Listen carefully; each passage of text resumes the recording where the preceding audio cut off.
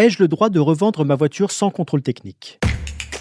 Vous écoutez un podcast imaginé par Le Particulier, le média de référence pour mieux connaître vos droits au quotidien. Aujourd'hui, nous répondons à la question de Marianne qui souhaite revendre sa voiture. Elle se demande si elle est obligée de faire réaliser un contrôle technique. Alors à vos droits? Prêt? Partez! Oui Marianne, dans certaines circonstances, il est possible de se passer de contrôle technique pour revendre son véhicule. Première possibilité pour vous passer de ce sésame, votre véhicule est récent, c'est-à-dire âgé de moins de 4 ans.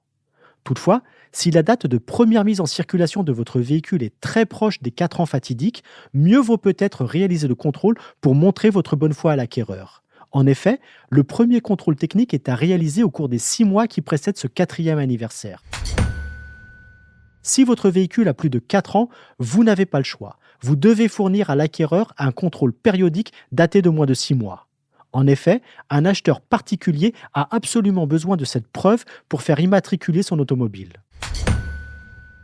Autre possibilité pour éviter de réaliser un contrôle technique, vendre la voiture à un garage ou un concessionnaire.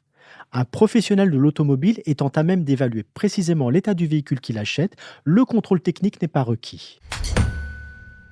Enfin, si vous vendez un modèle de collection, vous bénéficiez d'un régime spécifique. Pour un véhicule mis en circulation après 1960, il doit passer le contrôle tous les 5 ans, à condition d'être déclaré comme véhicule de collection. Si ce n'est pas le cas, il faut réaliser un contrôle tous les 2 ans, comme pour les autres voitures.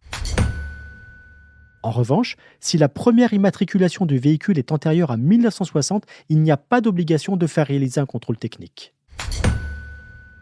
Avec toutes ces précisions, vous pourrez peut-être échapper au contrôle technique, Marianne. Mais faites quand même attention au radar.